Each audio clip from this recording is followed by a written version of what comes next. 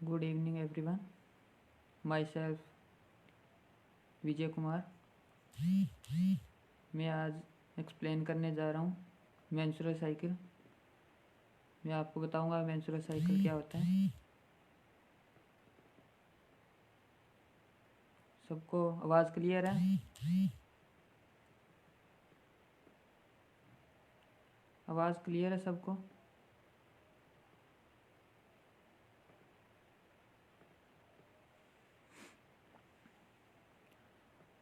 Start करते हैं menstrual cycle. Menstrual cycle क्या होता है? Every month changes into uterus and ovary.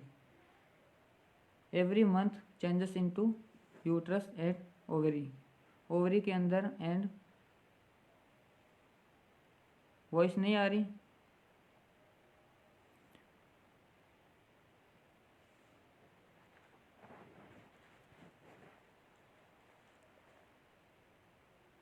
Voice आ रही है सबको?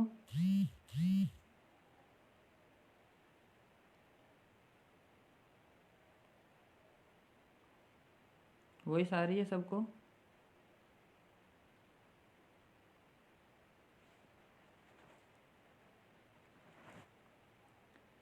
मेंस्ट्रुअल साइकिल क्या होता है? एवरी मंथ जो चेंजेस होते हैं यूट्रस के अंदर एंड ओवरी के अंदर, उसे हम बोलते हैं menstrual cycle. Menstrual cycle two type के होते हैं, uterine cycle and ovarian cycle. Uterine cycle के अंदर क्या होता है? Every month changes in uterus. Uterus के अंदर जो चेंजेस होते हैं उसको बोला जाता है यूट्राइन साइकिल।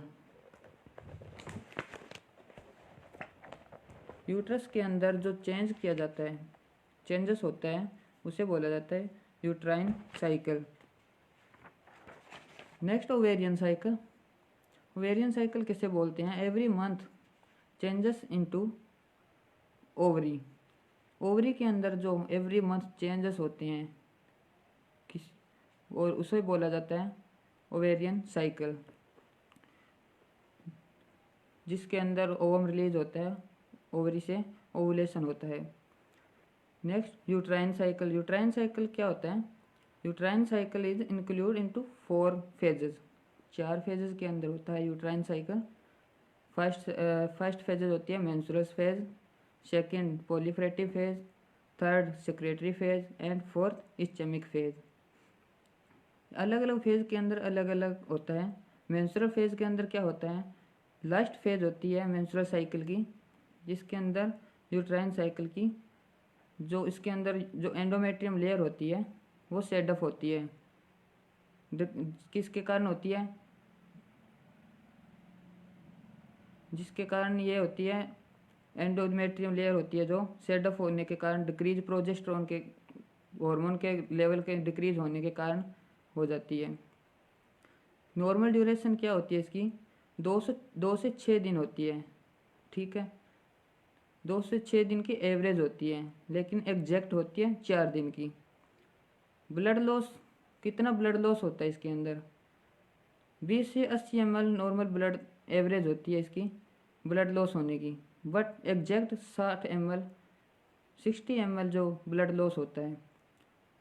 जो फीमेल पैड यूज़ करती है, 1 पैड के अंदर 10 ml ब्लड मतलब कवर करता है, वो 10 ml ब्लड उसके अंदर ऑब्जर्व करता है।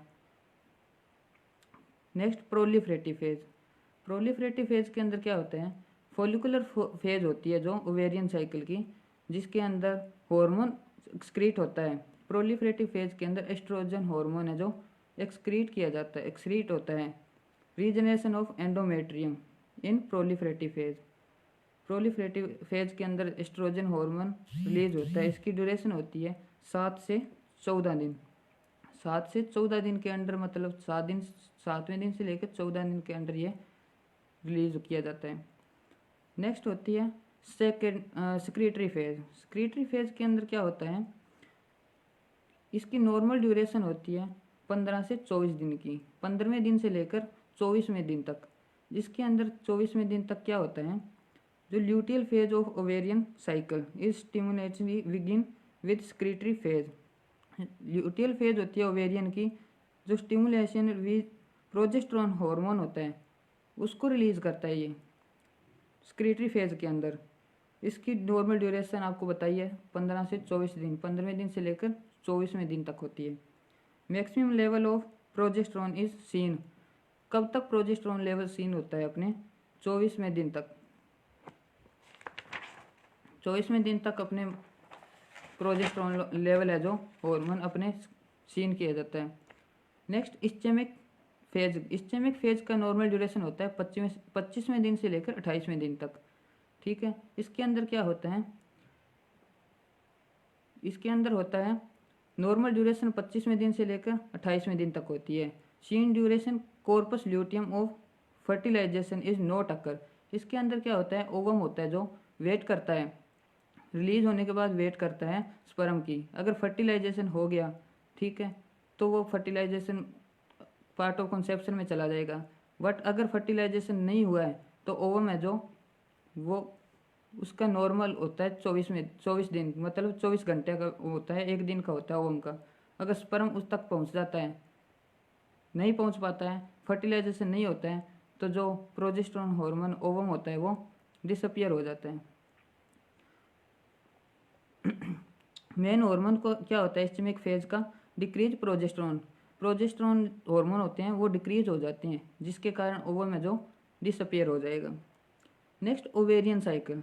ओवेरियन साइकिल के अंदर क्या होता है, it is include mainly 2 phase. इसके अंदर भी 2 फेज होती है, ओवेरियन साइकिल की भी 2 फेज होती है, follicular phase and luteal phase.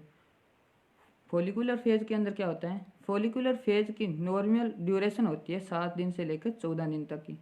ठीक है, follicular phase increase growth of follicular under the influence of follicle stimulating.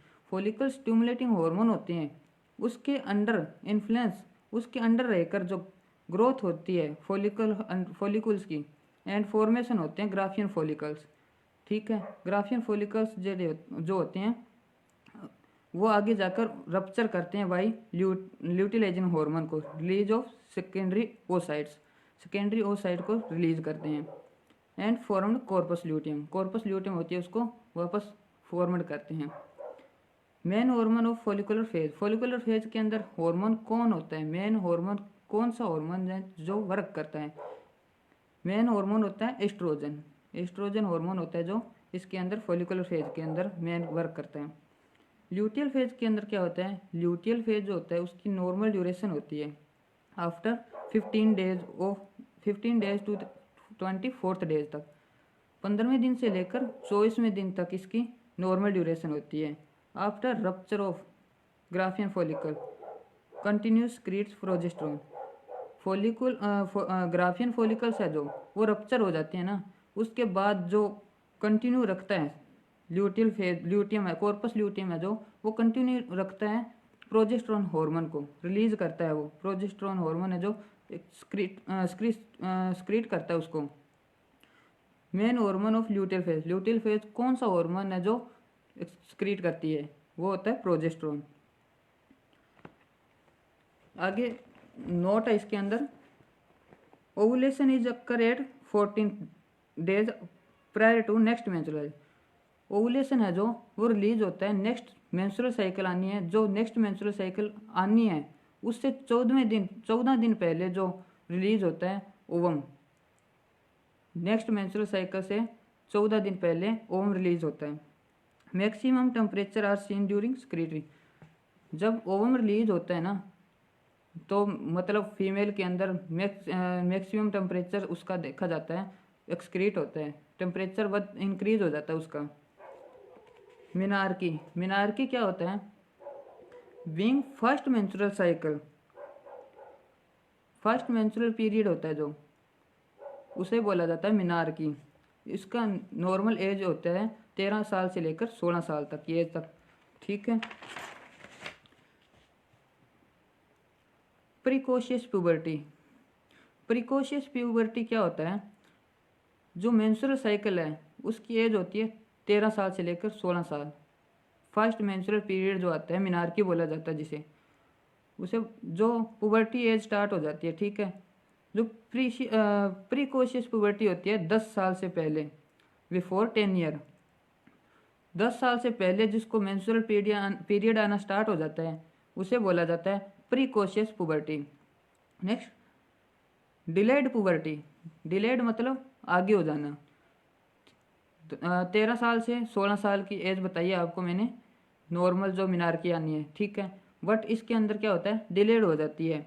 इसके अंदर beginning of menstrual cycle after 16 year, 16 year के बाद, 16 साल के बाद जो मतलब फर्स्ट मेंस्ट्रुअल पीरियड आ रहा है उसे बोला जाता है डिलेड पुबर्टी। अब नॉर्मेलिटी क्या आ सकती है मेंस्ट्रुअल पीरियड के अंदर, मेंस्ट्रुअल साइकिल जो होता है उसके अंदर क्या अब नॉर्मेलिटी आ सकती है। अब नॉर्मेलिटी मतलब पढ़ने से पहले अपने नॉर्मल वैल्यू भी पता होना चाहिए ना, मेंस्ट्रुअल साइकिल का नॉर्मल वैल्यू क्या होता है। तो इसका normal duration of menstrual cycle, menstrual cycle का नॉर्मल ड्यूरेशन क्या होता है 21 दिन से लेकर 35 दिन तक, अप्रोक्सीमेटली 28 दिन का होता है। एवरेज बताई गई है 21 दिन से लेकर 35 दिन की, लेकिन एग्जैक्ट होता है 28 डेज का।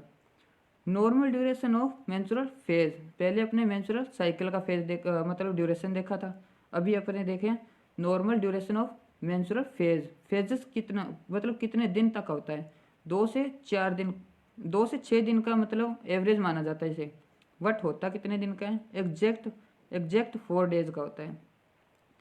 आगे आता है normal blood loss during menstrual cycle. Menstrual cycle मतलब जब आती है मेंस्ट्रुअल साइकिल तो उस दौरान कितना ब्लड लॉस होता है फीमेल का, ठीक है। तो उसके अंदर ब्लड लॉस होता है 20 ml से लेकर 80 ml तक, एवरेज के अंदर बताया जा रहा है 20 ml से 80 ml तक, बट अप्रोक्सीमेटली इसका होता है 60 ml तक ही मतलब ब्लड लॉस होता है। अब नॉर्मेलिटी क्या आ सकती है, अभी अपने अब नॉर्मेलिटी पढ़ेंगे कि मेंस्ट्रुअल साइकिल में क्या अब नॉर्मेलिटी आ सकती है। फर्स्ट अब नॉर्मेलिटी है पोलीमिनोरिया। पोलीमिनोरिया मतलब एपिमिनोरिया, उसका सेकंड नेम बोला जाता है एपिमिनोरिया। इसके अंदर क्या होता है, रेगुलर मतलब जो साइकिल है वो रेगुलर आएगा बट फ्रिक्वेंट हो जाएगा। मेंस्ट्रुअल साइकिल है जो साइकिल रेगुलर चलेगा बट फ्रिक्वेंट एपिसोड आ जाएगा। मतलब 28 डेज का जो नॉर्मल पीरियड होता है ना, मतलब नॉर्मल डेज अपने बताए गए 28 days, exact 28 days, but 21st day से भी पहले या 21st डे पर जो मेंस्ट्रुअल पीरियड आ जाता है, मेंस्ट्रुअल साइकिल मतलब आ गई, उसे बोला जाता है पोलीमिनोरिया। साइकिल मतलब रेगुलर चलेगा बट 21st डेज या 20 डेज पर जो मेंस्ट्रुअल पीरियड आ जाता है उसे बोला जाता है पोलीमिनोरिया। नेक्स्ट अबनॉर्मेलिटी है ओलिगोमिनोरिया। ओलिगोमिनोरिया के अंदर क्या होता है, इसके अंदर भी साइकिल रेगुलर चलेगा, साइकिल है जो रेगुलर चलेगा बट जो डेज हैं 28 डेज पर आने की बजाय डिले हो जाते हैं। मतलब 35 डेज से भी अबव, आफ्टर 35 डेज जो मेंस्ट्रुअल पीरियड आ रहा है उसे बोला जाता है ओलिगोमिनोरिया।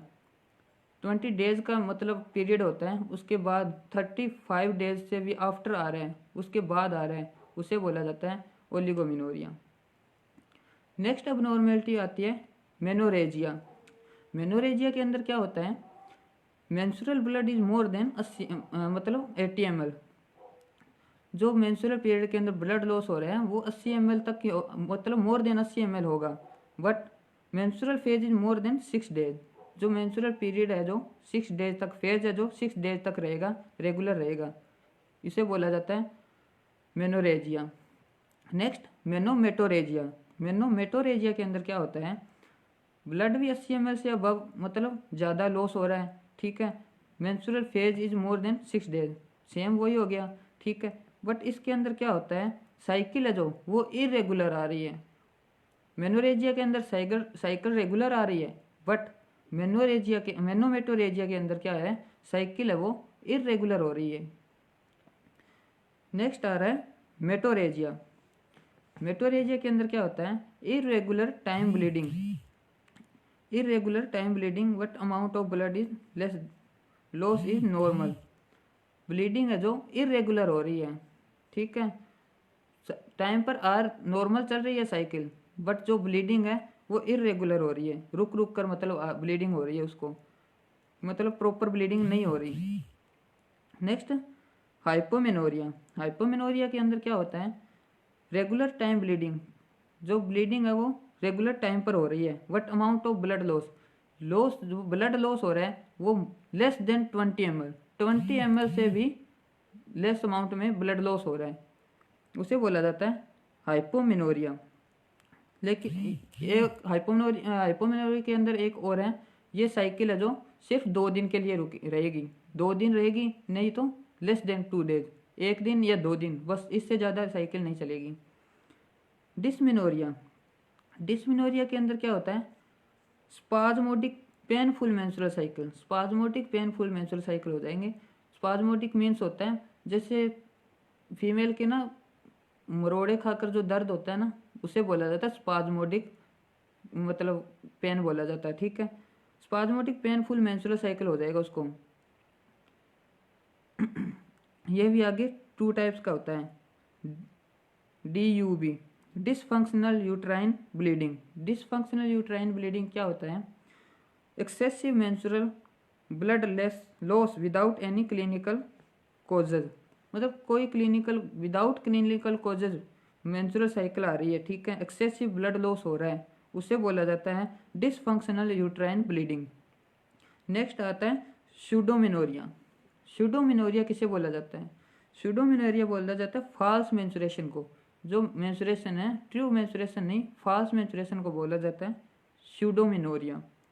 इसके अंदर क्या होता है, पर वजाइनल ट्रेस ब्लीडिंग होती है। ट्रेस ब्लीडिंग का मतलब होता है वजाइना में से ब्लीडिंग होगी बट ट्रेस ब्लीडिंग होगी, जैसे 4 बूंद 5 बूंद, मतलब बूंद 4-5 बूंद के मतलब होगी, ठीक है, इससे ज़्यादा नहीं होगी। न्यू बॉर्न फीमेल के अंदर देखी जाती है मेनली आफ्टर 2 या 3 डेज के बाद, 2 या 3 डेज के बाद मतलब न्यू बॉर्न फीमेल के अंदर देखी जाती है। Seen due to decrease progesterone, ये क्यों देखी जाती है, किस कारण से देखी जाती है, मतलब new born baby female baby के अंदर क्यों देखी जाती है। न्यू बॉर्न फीमेल बेबी के अंदर ये progesterone hormone and estrogen hormone होते हैं, उसका लेवल है जो डिक्रीज हो जाता है, जिसके कारण ये प्रॉब्लम देखी जाती है mainly new born female baby के अंदर। नेक्स्ट आता है क्रिप्टोमिनोरिया। क्रिप्टोमिनोरिया क्या होता है, क्रिप्टोमिनोरिया का मीन्स होता है imperforated hymen.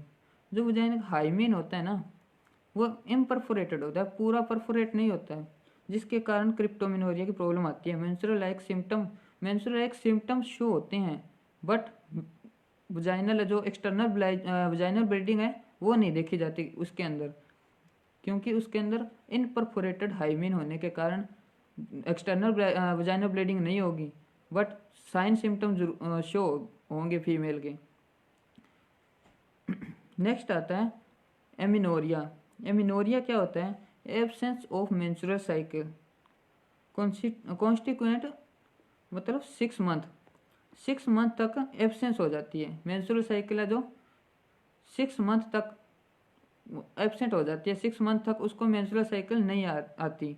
More than 3 cycle, 3 cycle तक मतलब उस फीमेल को जो साइकिल नहीं आती, जिसे बोला जाता है एमिनोरिया। एमिनोरिया भी आगे 2 टाइप्स का होता है। नेक्स्ट एमिनोरिया 2 टाइप्स का होता है। फर्स्ट होता है primary amenorrhoea and secondary amenorrhoea.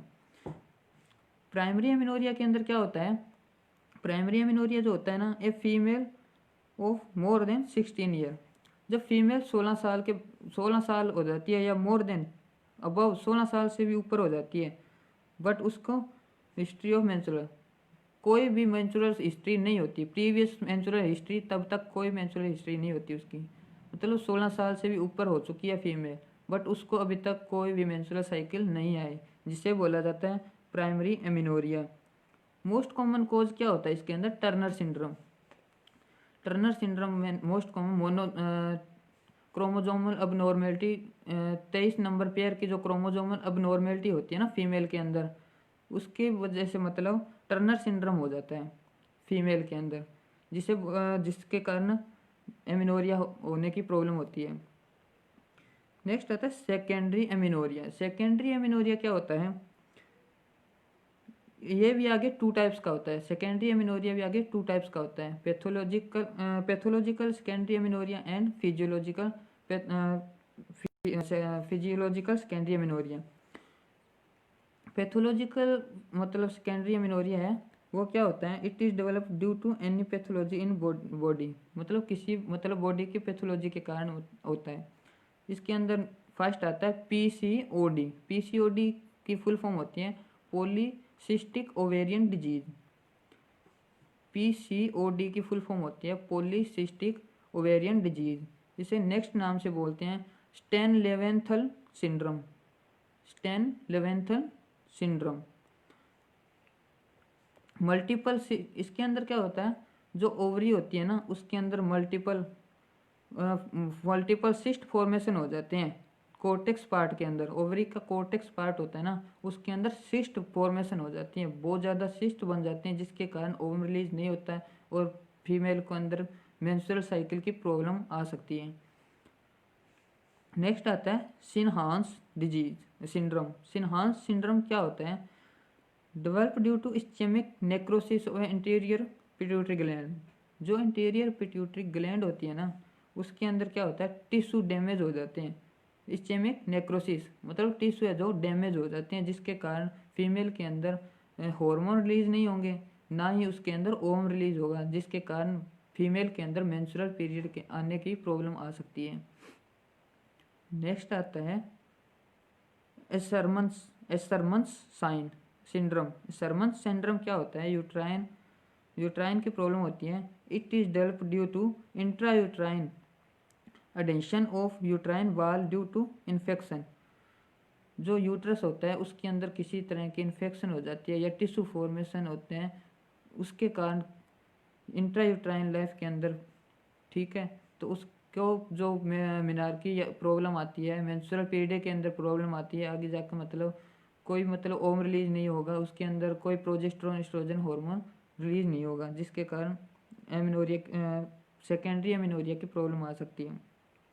Next physiological secondary amenorrhoea. Physiological secondary amenorrhoea क्या होता है, it is develop due to any physiological in body.